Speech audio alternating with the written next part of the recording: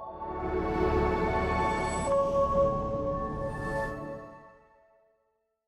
don't know, it's still pretty epic to be able to ski for my job.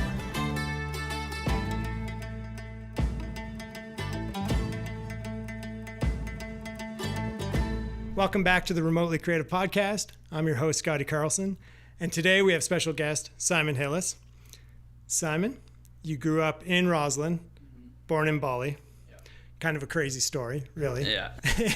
But have spent most of your life in Roslyn, skiing, living, and then now live in Pemberton, I just learned. You're a professional athlete. You're also a filmmaker, drone pilot, and car and truck enthusiast, welder, painter, overlander. I could keep going.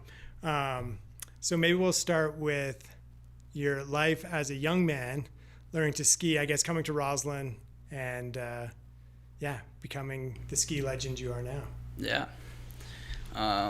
Where do I start? I mean, I was born in Bali, Indonesia, and then my parents wanted me to go to better education, so they decided to move here to Roslyn, and had my third birthday on the plane here. And then, first snow experience, actually on the highway here from Vancouver, from the airport.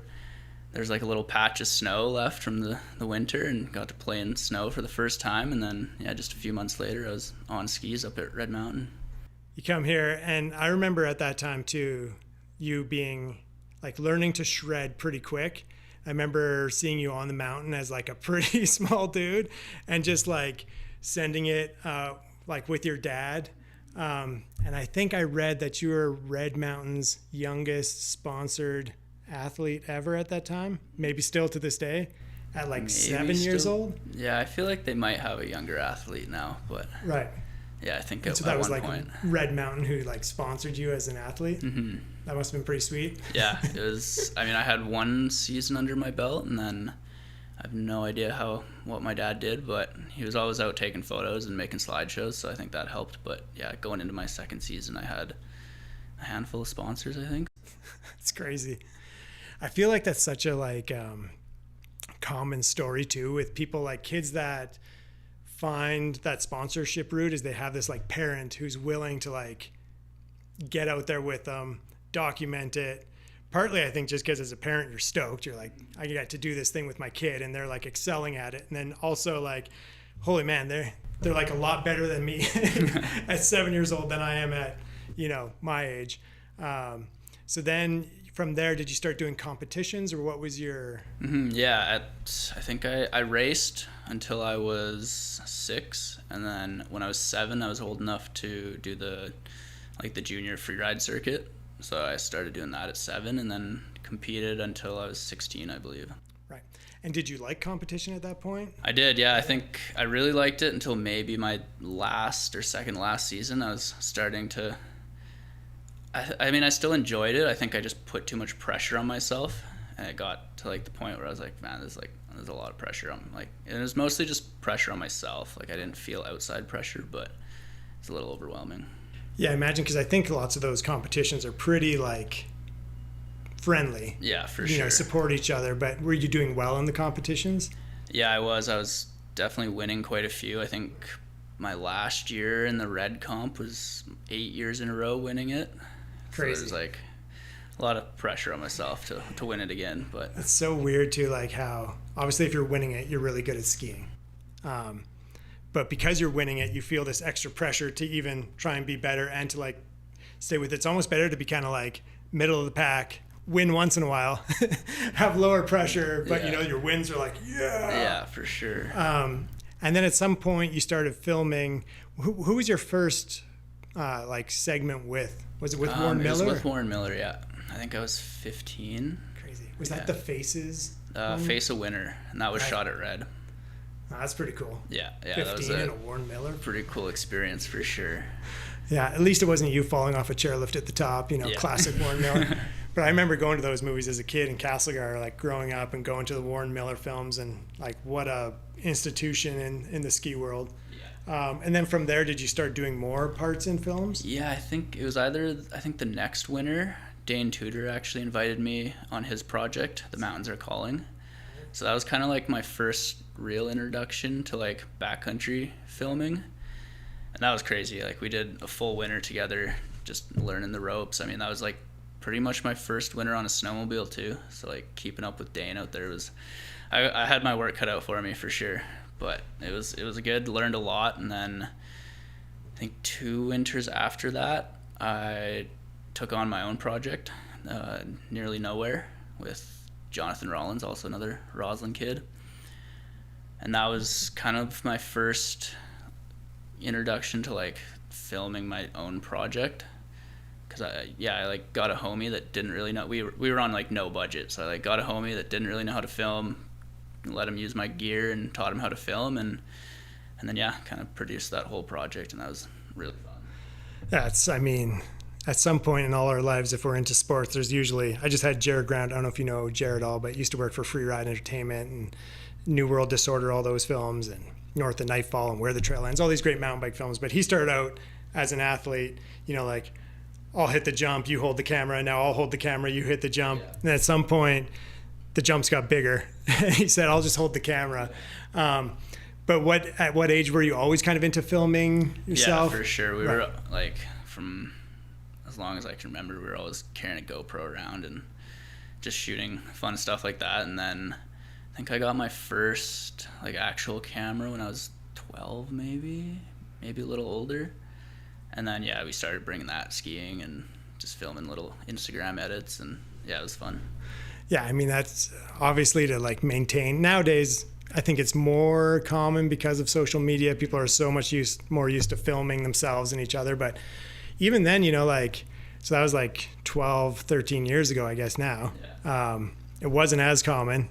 Yeah. And so it takes I think for anybody that hasn't done action sports or adventure filmmaking, like how much extra effort it takes to like bring cameras in, to set up, especially in the snow, and to like get to like the position isn't easy, right? To like, get the best angle. So after you did that production, did you do any more solo productions, or did you go back to? I haven't since then. After we did 2 seasons of Nearly Nowhere, and after the second season, I was like, not burnt out, but I was like tired, I guess. I don't know. It was a lot of work. Like I was doing everything from like planning all the trips to editing to it was a lot of work, but learned a lot, and I haven't done it since then, but I'd really like to again now. Right. Yeah. I mean, we'll get into it more, but like your FPV drone stuff is insane, and all the stuff you were shooting up at Red this summer, chasing Max and other athletes up there. So I mean, for FPV drone, I just feel like it takes a real special someone, either someone with like able to like calm themselves completely, or someone that's used to being in very challenging situations and being able to respond, because the like going through trees, and then when you're with an athlete, keeping their safety in mind, because you're flying real close. I want to spend more time on that, but I'll stick with skiing for now. Because I do think, you mentioned Dane Tudor inviting you on a project. And I feel like in filmmaking, in lots of careers, it does take someone willing to kind of like, that's climb the ladder to throw the rope down, or put the ladder back down for the next person to climb up. So that must have been a cool experience, because I imagine you grew up with Dane at the local mountain, kind of looking up to him, and then to be invited to kind of join him must have been cool. Yeah, it was really cool. I think I was 16 at the time, so I was still super young and green, and I'd been in the backcountry a bit, but not like a full season, just every day in the backcountry. And we did some like backcountry camping as well, so that was like all new to me. And then that whole season was new. Like sledding was new, and then the filming side was new, and it was really cool. And to get to do that like with Dane, another local legend, was pretty epic. That is cool. Was that, I remember a friend of mine, Axel, was filming with you for one season. Yeah, that's for Warren Miller. Is that Warren Miller? Face of Winter, yeah. Right. Is that where you ended up in the tree well, or was that? Yeah. Right. Yeah. That's a gnarly situation. Yeah, that was a pretty crazy experience as well. I feel like I didn't take it very heavy back then. Right. I mean, I was 15, so it's like, I can't remember. One of the guys told me that like the first thing I said when I woke up was did you get the shot? And then 5 minutes later, I was like looking for the next hit. So crazy. I don't think I really registered how extreme that situation was, but yeah. Yeah. Well, I imagine it's like, for doing what you do, it's such a every day you're out there is like that possibility. For most people in general that are like pursuing skiing has like the extra, danger of avalanches and tree wells and, but all of it creates, some form of danger. It's just part of it, and accepting it and choosing to do it in the face of it. And obviously, trying to be as cautious as possible. And you had people there that were on the scene quickly. Yeah. So now you continue to be a sponsored skier. You just said that you've been with Heli for almost 20 years, which for most people think like, oh, this guy must be like at least 36 then, 20 years. And maybe when they're a teenager, they get sponsored, but like you're still a pretty young dude. Mm. So how old were you when you first got sponsored by Heli? I think I was 3 or like almost 4, I think maybe. That's so crazy. My first year skiing was 3, so I was probably 4. Right. I think. Yeah. And so right now you're obviously just like turning 24 at some point here. Yeah. Yeah, that's wild. So then also I want to get into some of the truck stuff too, because the mods you've made to your truck, and I seen like all the Instagram photos of you in there welding, and I got to know your dad briefly and what like a wicked human he is. Mm-hmm. And seems like you guys are very similar in the just get it done, figure it out, build it. Yeah.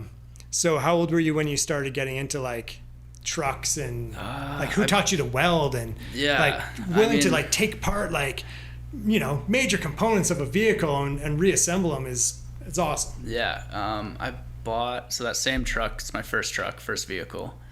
I bought that when I was actually I don't know how old I was, but it was like 2020 I think, like right during COVID, and it was an older truck, obviously, so we did some maintenance to it right when we bought it, and my dad helped me with that, and that was like my first experience working on trucks, and then it kind of just snowballed from there. And then with the welding thing, like, I don't know, I kind of always wanted to just learn to weld, like being able to glue 2 pieces of metal together always seemed cool and useful in life, I guess. I don't know, so one winter I just decided to buy a welder and watch some YouTube and learn to weld, and I think that was like 4 or 5 years ago now, so...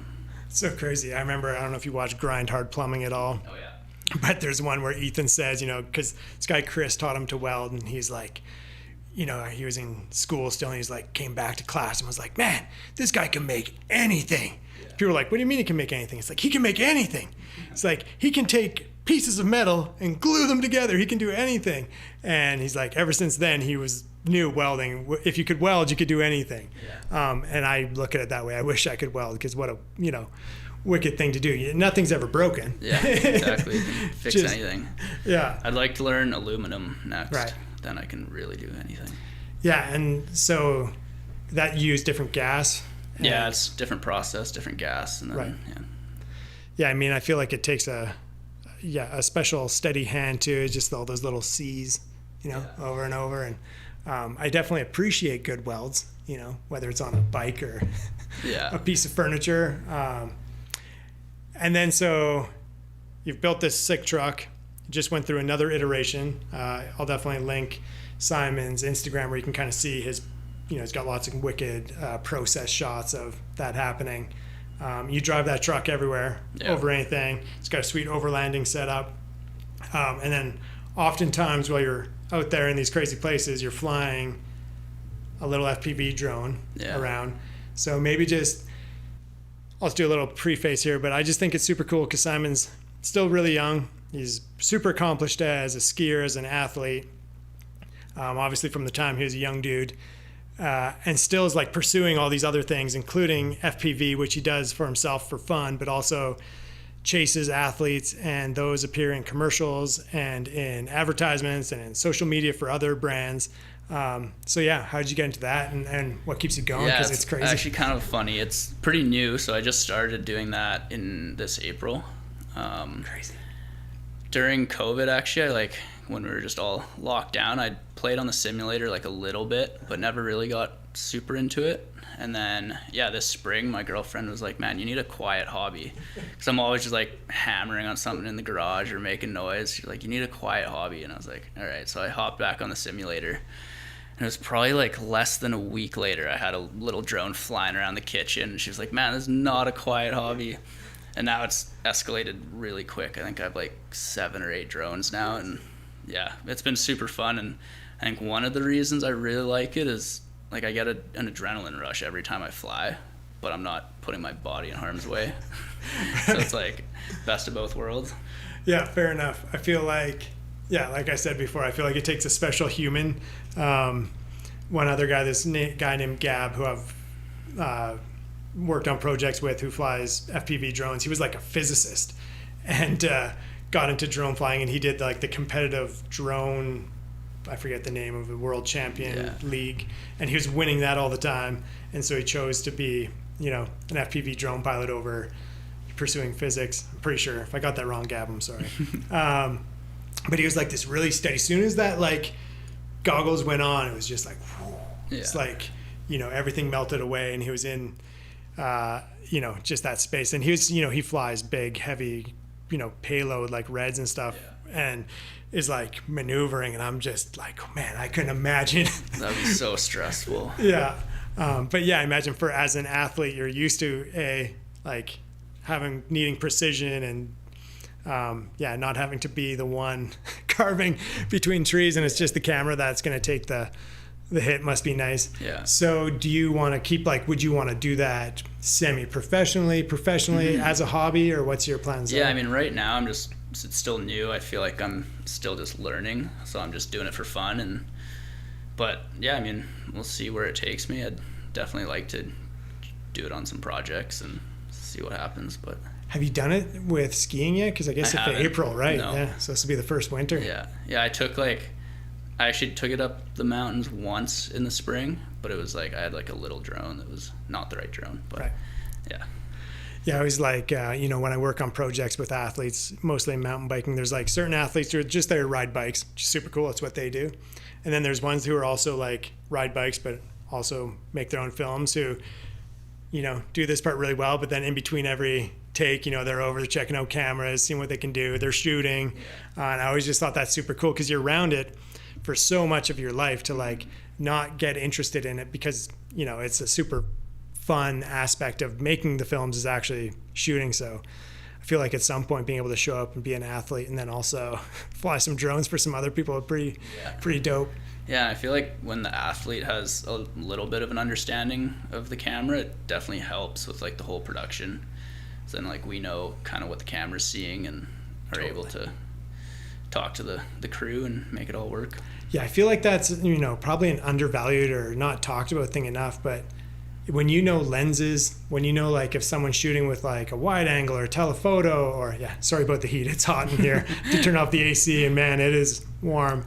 But just being able to speak that language of film, and so you kind of understand how they're framing things, and then also even from editing, like the fact that you've done a bunch of editing, you understand how segments are put together. And I do feel like it changes things, even, as an editor, and then going out and filming, it's like, I know what we're going to use mostly. We can try stuff, but, we're going to spend less time chasing a random thing versus like, hey, this is what we need to get. This is our coverage. Is that something still also on the filmmaking side? Do you still have like interest in pursuing that at some point? I mean, I'm definitely keeping all my doors open, just mostly focusing on skiing right now, but keeping all the doors open. I think with the FPV thing, for like the nearest future, I'd like to start doing some real estate with it, like fly-throughs. Right. Might as well. And then on the skiing side, so if you're watching this and you're younger and you want to pursue being a professional athlete, do you want to maybe talk about like what that's like from like before you were doing it professionally to like what it's like actually, what it is truly like, and then what that means in the off season? What do you need to bring to the table? Especially when you're working with bigger productions like TGR, and you're kind of like, there's helis flying, there's money being spent, you know, whether it's like how to calm your nerves or do what you know you can do. I think we'll start with what did you think it was going to be like? Although I guess you started doing it quite early, so maybe your perspective is different versus what it's actually like when you're out there doing it. Yeah, I mean, I think when I was like a little kid and seeing all the pros in the movies was slightly glorified, but like, I don't know, it's still pretty epic to be able to ski for my job. But there's definitely like a lot of back end that goes into it that the public doesn't necessarily see. I'd say like my winter season starts like September and then doesn't end till like end of May. And then between that, you're like thinking of the winter and projects and trying to talk to companies and just trying to plan out like the next seasons. But so yeah, how much of that is like you maintaining relationships with companies and sponsors and production companies to make sure opportunities are still there? And then how much of you is like thinking about what you want to accomplish as a skier and an athlete during that season? Is it, because I think that's one thing people don't realize too, is when you are sponsored by a company, it doesn't just mean like all of a sudden the opportunities are just, some obviously are there for you and come in, but other ones you need to keep pursuing and making sure that, you know, people know you're available. And I feel like, do you think a lot about what you want to accomplish as an athlete, or is that more just I'm going to go out and see what happens when I'm out there? Yeah, I mean, I think it's really important to just communicate what your goals are with either your sponsors or with production companies. And even if things don't happen right away, like once you start telling your ideas out there, like someone's listening and you just keep bugging them about it every year and eventually it might happen. Like I think a good scenario of that is like with Alaska. Like I remember telling my sponsors like so long ago, it's like, I want to go to Alaska, it's got to happen, like we got to make it happen eventually. And then it finally happened, and I think I went 3 years in a row now. So that's sweet. And how much of you is like, do you think about the segment you want to put together creatively, or is it more just like I want to go to this location and just ski it? I think it depends on the project. Like if it's a location-based project, or if it's with like a bigger production where I don't have as much creative freedom, it's more just about like my skiing, then it's like my focus is more just on my skiing. But with like a project where I have more creative freedom, then I start thinking of like specific shots that I want to like put together and kind of like picture the timeline. Yeah, nice. Yeah. And at this point, are you still like trying to develop your skiing, or is it more like you know what you can do and just going and delivering what you know you can do? I think we're always like developing our skiing. Like we always want more. Right. It's never, I feel like even if you can put together the perfect segment, it's never perfect in your own eyes. Like you always just strive for more. Right.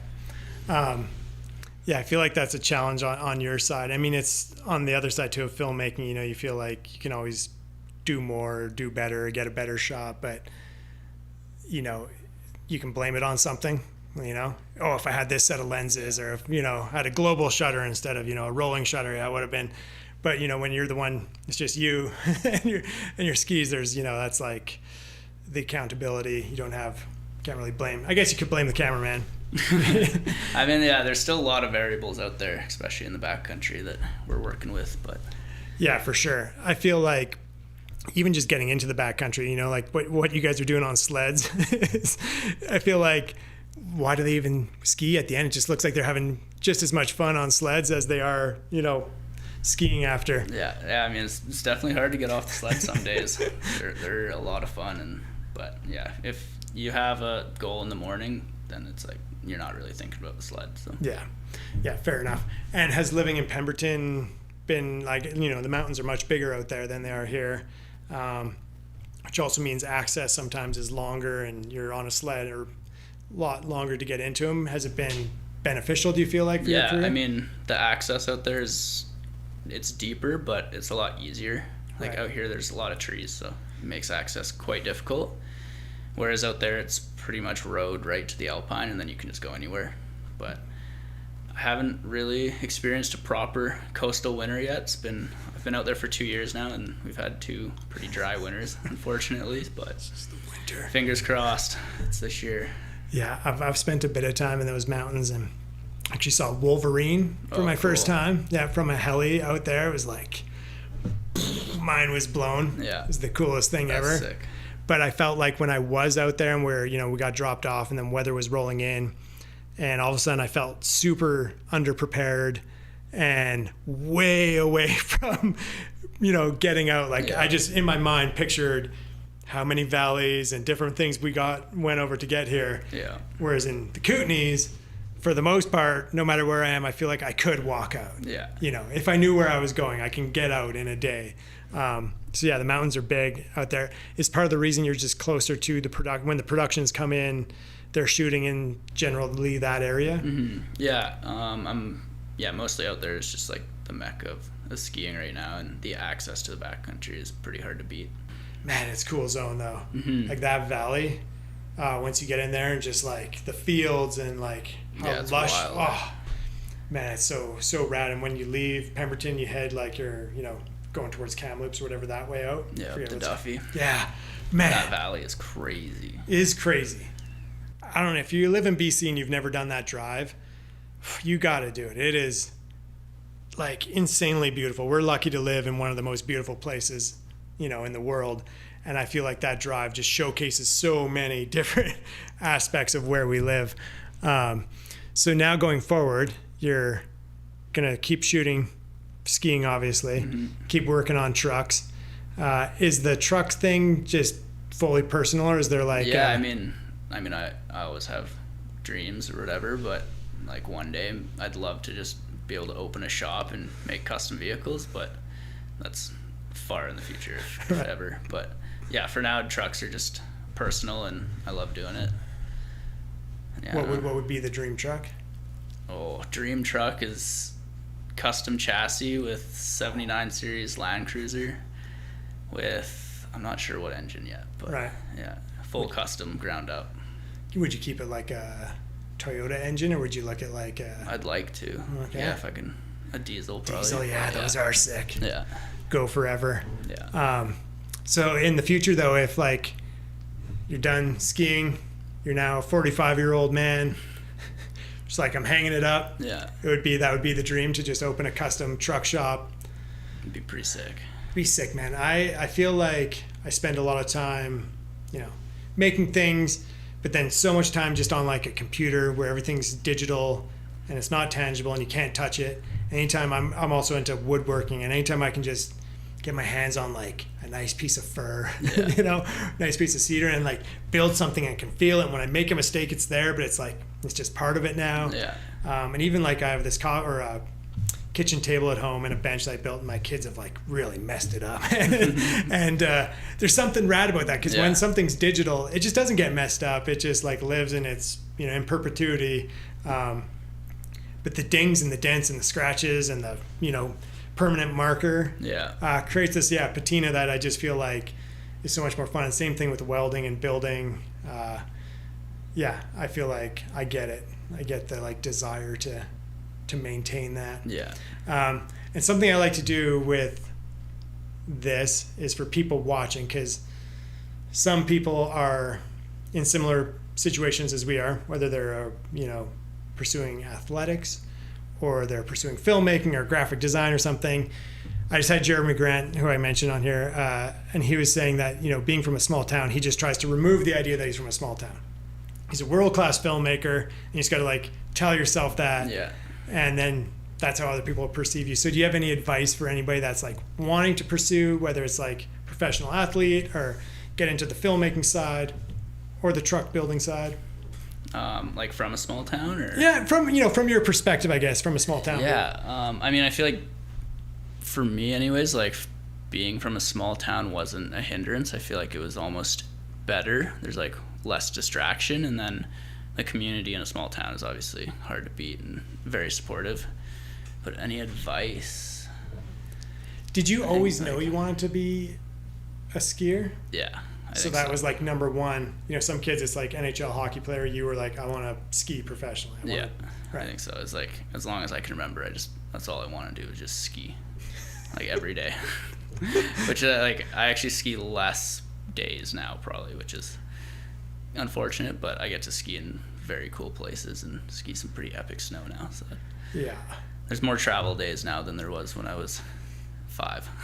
Yeah, Red just opened, our local mountain just opened a bike park, and my 13-year-old spent every day at the bike park other than the days where we traveled and he wasn't able to go there. And I thought, like, what a wicked time in life when you're at an age where, like, your responsibilities haven't really kicked in yet, and there's this playground that is, we live in a town where it's 5 minutes away, and you can just go shred, and there's a certain period in life where you'll never get that back. That's all I want to do. I fell back in love with mountain biking this year. I started the year doing a jump line, and I was so bad, like embarrassingly bad. And I've never been great at jumping, but I was like acceptable. Yeah. And at first I followed my neighbor, and I would like come up to a jump, hit the brake super hard, and just like land right on the front of the lip and ride. And it's like, oh, this is bad. Then I went with my kid, and he's sending it. Everything is a big whip, or he's, I was like, oh man, I can't keep up now. Yeah. Like last year I could like keep up. This year he's gone. And so I was like, this year I'm going to spend the whole summer, and it's all I want to do. Every day I came to work, I'd choose to either go to work or go to the mountain. I was like, oh, I just want to go to the mountain so bad. And by the end of the year now I can like land 90% of the jumps on Lapis, which is the jump track. And I feel, I'm up there. I feel like I'm up there for ages, looking down at the landing, like, I'm going to stick it. And I feel so good. I feel like I'm a 12-year-old again. And you're right. Like there's this time where when it's just going skiing every day, you just get to go and ski every day. The weather's not going to stop you, and you're not going to have like travel days and weather days. But yeah, when you become a professional, there's so much more of that. When you're flying to Alaska, then you're socked in and the heli can't fly. And not that you're living a bad life. Typically, you're in a decent lodge and eating good food. Yeah. I mean, we were up there for 15 days this year, and we skied 3.5, I think. That's crazy.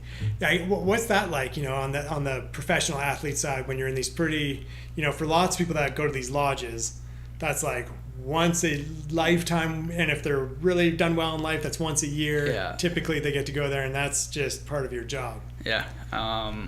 I mean, I'm super grateful for all the experiences I get to have, and it's pretty great. Yeah, I mean, it's just insane that we get to fly up to Alaska and go ski, and I feel like I'd love to do one of these trips like without a project in mind one day. I think that would be really cool. Just like zero pressure.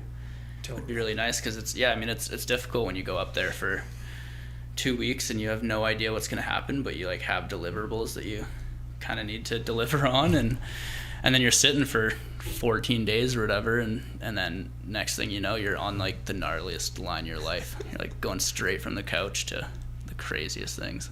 Yeah, it is crazy. I was actually watching some earlier today just to like get in the headspace, and there's some angles where you see like, okay, it's not completely vertical that you're skiing down, but it's really close to completely vertical, especially like those Alaska lines. And sometimes when it's framed in front looking at it, it's like that is just a wall with some like texture. Yeah. And then you're wearing a GoPro or something, and it's your point of view, and it's like, man, I couldn't imagine going from, just like you're chilling to like now you're on that. Yeah. Not only are you on that, you need to ski it, but there's a heli that's like buzzing you. There's people that have spent good money to have you there. Yeah. Is there anything you do to like overcome that and just calm yourself? I think it just like you just got to fall back on your training and just like be like, it's at the end of the day, it's just skiing. I don't know. Like that's what I tell myself at the top of like really scary lines. I'm like, it's just a left turn and a right turn, and you just got to do it. Do you think like, I think about this between like someone like me, I love skiing, love mountain biking. I'm not great at either. And so I think about things. I try and get out and just get into the flow and enjoy it. And sometimes I can, but I'm trying to get better and, versus like, do you even, when you're skiing it, are you just like letting it all go and you're just feeling it, or are you like actively? No, I mean, it depends. I feel like most film lines, I'm like definitely actively thinking about everything that's going on, but it's like a calm, actively thinking, I'd say. That's cool. It's like in these small towns, I feel like for sure there's so much support, and the kid that sees you in a movie is also like can see you in the lift line who also, I'm sure, like, you come and do like days, I'm sure at some point with like kids, or like join Team Giver. And I feel like that's so unique. And, you know, oftentimes Tom Cruise isn't going to show up to the local theater, or maybe as Tom Cruise seems like a pretty crazy dude who's willing to do it. But I feel like there's that neat, like, the degrees of separation, just like Dane Tudor inviting you on a project. Instead of feeling threatened by you, who's the, like, you know, there's this kid who's shredding, and I'm the guy who's always been known as the guy who's shredding here, being like, come shred with me. I feel like that's such a neat, unique part of the community. It doesn't always happen, but there is the competitive side, and, you know, there's only so many sponsors that are out there, and but I do think that's cool. So we can kind of head towards wrapping it up here. Right.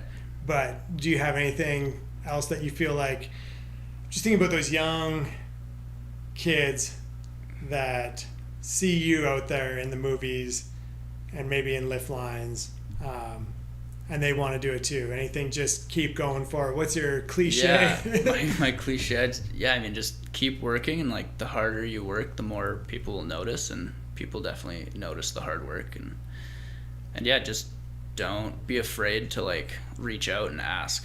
Like, the worst that can happen is no, is someone says no, and that, like, yeah, it's not that bad. Right.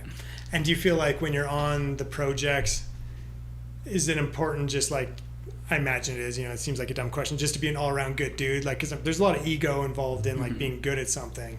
Yeah, I mean, no one likes to hang out with someone with a big ego, so just being friendly and being an asset to the team is definitely an important part. Yeah. If you are pursuing, well, filmmaking or any creative endeavor, or, you know, being a pro athlete, you end up in these like really small groups of people, and the filmmakers, the athletes, and you're often confined in small spaces for days or weeks. And so you end up typically inviting people that you like, that are fun to hang out with, or at least are chill, and then who can also do what they're supposed to do when the time comes. But I've been on projects where definitely people get invited. They might not be able to do exactly what the other guy does, but they're way sweeter and easier to work with. So be a cool dude. All right, so 20, 24, 25, more skiing, more wrenching on the truck when you need to, more FPV drones.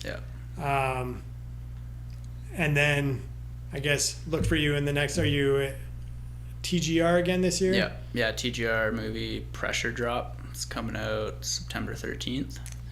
And you're going to be at the premiere? Yep. And that's in Jackson Hole, Wyoming. Boom. That's where you're headed next? Yeah. When do you go there? Monday. Nice. Yeah. And then more shooting with different productions over the winter. Yeah, still figuring out plans for the winter. It's early and people are figuring out budgets, but yeah. And then, sorry, last one, because I think lots of people that have never been sponsored before, and you've been for 20 years, what's it like to like maintain sponsors and like keep that going? Because, you know, for some people, is that year to year? Do you sign multi-year contracts? Do you have one sponsor that does many things? Do you have multiple sponsors that do many different things? Yeah, so I mean, contracts, everyone's contract is different. I've done both. I've done multi-years and I've done 1 years. Yeah, I mean, I personally prefer to like have multiple sponsors instead of like one big head to toe sponsor. Just kind of keeps the doors open. But, yeah. And then do they require a lot from you, or do they just expect you to kind of continue doing what you've done? I'd say it depends on the brand, depends on the contract, but it's definitely like a give and take. Like, you have to have something to offer. You can't just expect to be given a bunch of stuff for nothing in return. Right. So be good, dude. Be cool. Be good at skiing, biking, pickleball. Get someone like your parents to film you, or get a buddy, or get good at filming yourself. Put together a sick reel. Get a sponsor. Get the sponsors to get you in movies. Live the dream. Wrench on trucks. Fly FPVs. Sled into the backcountry and live the life. That's what I learned here today. pretty much. Thanks for coming in. Thanks for I having think me. that's good. Enjoy your trip to Wyoming. Thank you. And lots of high fives to the kids that are there that are stoked to see you. And are you going to spend any time in Roslyn this winter? Yeah, I'm hoping to be here a decent amount. Right. I guess, but you'll be in Pemberton. That'll be home base through the winter. Yeah. All right. So if you see him in the Whistler lift line or in the backcountry, just ask him to be in a movie and he'll hook you up.